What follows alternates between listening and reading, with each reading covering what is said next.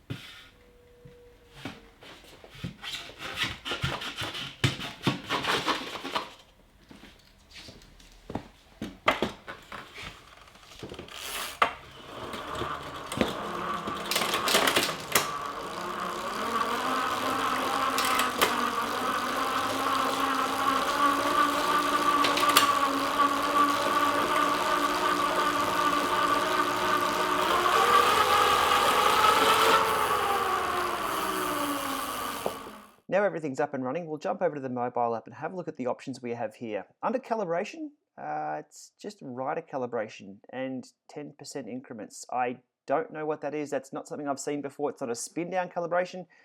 We'll flip over down to advanced options. No other option there in regards to spin down or zero offset. Not quite sure what's going on there.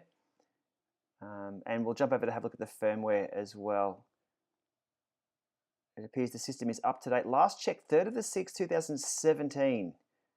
Not quite sure 2017 is what we want to be seeing. But it is what it is. That's what we have. Let's go with that.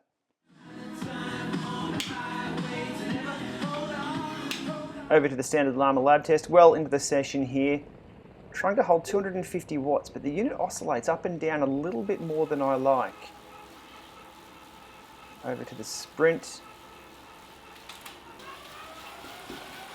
After the first kick there, I spin out. The cadence doesn't reflect the cadence that I was doing on the bike. I whack it down a few more gears, give it a bit more and managed to top the unit out at about 1200 watts. Really wasn't too happy with how that performed. You can see a bit of a head shake right about there. And then on to the over and unders, the 20-second over and under blocks, where the unit failed to stabilize. It was over and unders a lot more than what it should have been. There, 150, 350, 150, 350, 150, 450. If you're familiar with the Llama lab test, that's what it's all about. Really, really strange behavior. I think I've got an explanation for it, but let's dive into the data and have a closer look. Over to DC Rainmaker's analysis site here, one of my favorite tools on the internet to compare data from multiple sources. So the two fit files that I have here today, one from the JetBlack Whisper Smart and one from the Garmin Vector 3 pedals, recorded at the same time using the standard Llama lab test protocol. So 10 minutes just riding along, stops after 10 minutes, everything calibrated where possible, and then into the 20-minute steady state test. So looking closer at that, look, these things agree on when there's changes, so they track well, but they don't agree with what numbers actually being reported. We're looking at about a 20 watt difference throughout the 200 watts section there. And then as soon as we get to the 250 watt section, something even worse happens. It doesn't hold steady state whatsoever. There's a lot of oscillations appearing in this, especially at the start there, a few minutes later, and then from then on they start to separate a little bit. They agree, again, they track well together, but that gap is a little bit too far for my liking. 252 on the JetBlack trainer versus 224 on the Vector pedals. That's a little bit too far separated for my liking on those two, and they're definitely not numbers that can be written off by drivetrain losses, left-right balance, moon phase, tides, anything like that, or your star sign. They're different. That's just no question about that, and different by a fair amount too. If your FTP is around that, you're going to have trouble moving from one unit to the other. So diving a little bit deeper into what may be happening here is the cadence between the JetBlack Whisper's cadence sensor, what it's reporting, and the Vector 3 pedals. So the Vector 3s was what I expected to see. The blue line there, pretty smooth, but the JetBlack Whisper was all over the shop. It was MIA, really. That's not the pedal stroke that I was doing, and that was jumping around, which could indicate why erg mode was unable to settle. Erg mode relies heavily on the cadence because when you slow down, it has to apply more watts, different torques. So I think that's what's happening here, is the cadence sensor is a bit wonky on this unit and it's unable to stabilize and hold decent watts. So early on in the data analysis, I think that's what's happening here, is the cadence sensor is a bit wonky. The sprint itself and my overs and unders, let's dive into those. The sprint response isn't too bad, and the max power that we're seeing on screen, it's not too low or too high, it's acceptable. We're still seeing a disagreement between the actual numbers though when just riding along. Now, we need to talk about the over and unders that I do. Again, those familiar with the Llama lab test, the over and unders that I perform are 150 watts, 350, 150, 350, 150, 450, etc. at 20-second blocks. This is a really good test of trainers to see how quickly they kick in that resistance, how quickly they stabilize, and how quickly they can let go. Well, with that cadence sensor being a little wonky, the news isn't good. The kick-in time for these is about 5 seconds on the JetBlack trainer. So you go through the arch banner there in Zwift, and now you start feeling the change. That takes a little bit to kick in, and then it overcompensates because it doesn't realize the change in cadence. So to get up to 350 watts there, I'm peaking at about 450, and then it's too far. So then it brings it back, and then it drops down to about 200 watts. And then it brings it back up again, and by the time that's all taken place, 20 seconds is up, and then it drops through the floor again, as it should when letting go of the resistance. So it was unable to stabilize in my 20-second efforts using the Garmin Vector 3 pedals there. You can see the power themselves, they track not too bad, they're a little bit different, but the effort is not at all what I've set. They are blocks, and what we're riding there is, we're riding camels.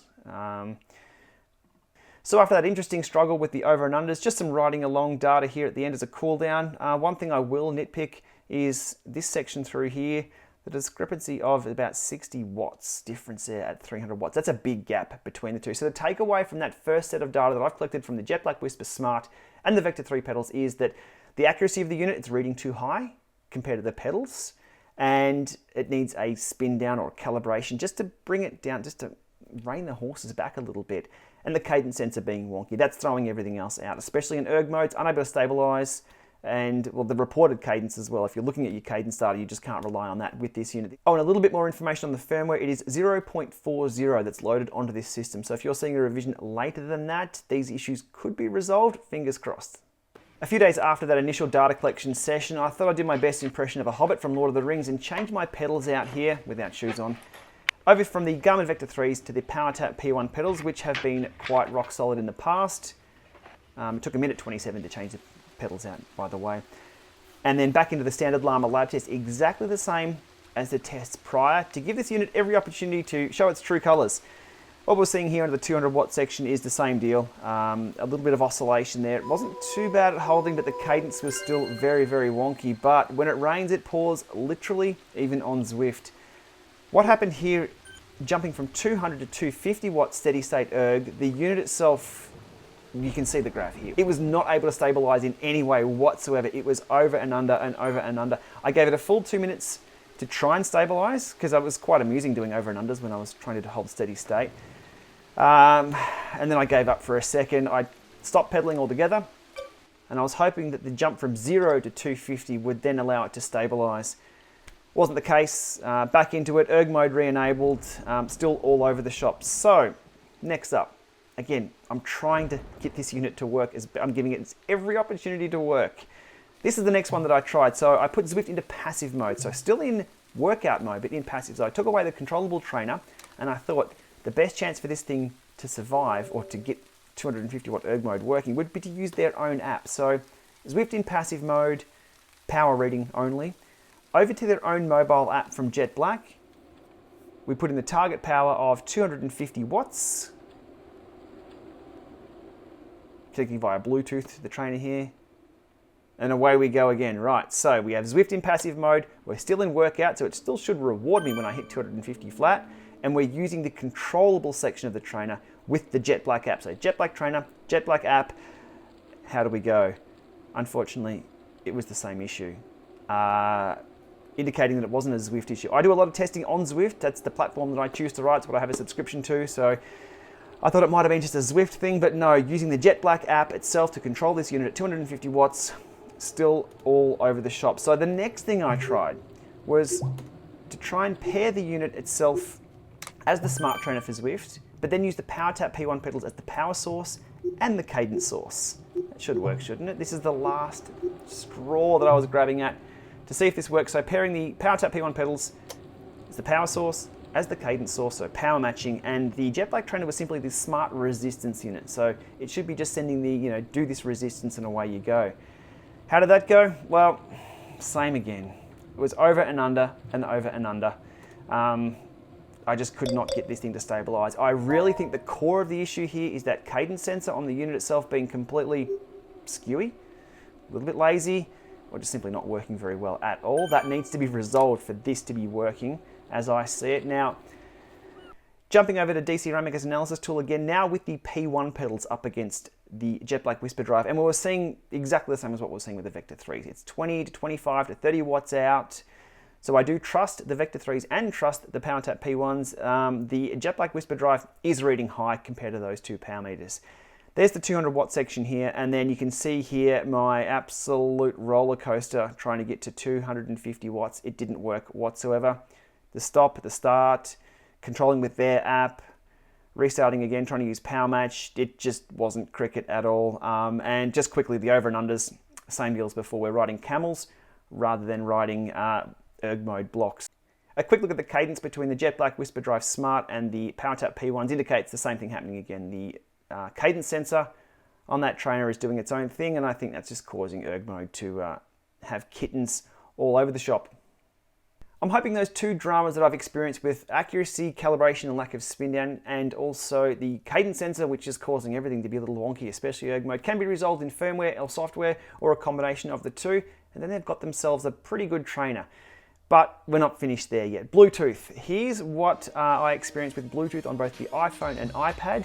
Trying to pair the unit as a power source, it wouldn't show up as a power source at all until I paired it as a speed sensor and selected a trainer and went back and unpaired that speed sensor, and then I could pair it as a power source. Only then would it come up as a power source for Bluetooth. So I had to do this extra step first. I'm not quite sure what's going on there, whether they're adhering to Bluetooth FTMS standards or not. I'm guessing not if it's not showing up until I switch modes. Something's wonky there. So number 3 to the list, that Bluetooth mode that I encountered needs to be fixed within firmware. Once that was paired correctly as the power source and controllable trainer, it worked okay, albeit reading a little higher than the pedals, but it did work with Zwift iOS.